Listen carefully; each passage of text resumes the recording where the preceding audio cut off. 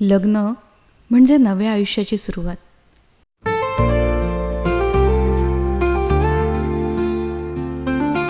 एका आईसाठी हा क्षण आनंद, दुःख आणि काळजीचा.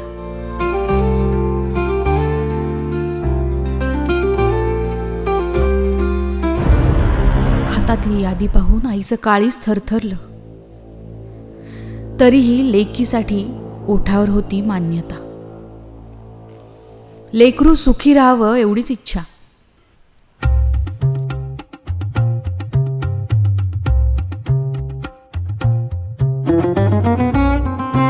मला व्यवहार नको आहे, परिवार पाहिजे.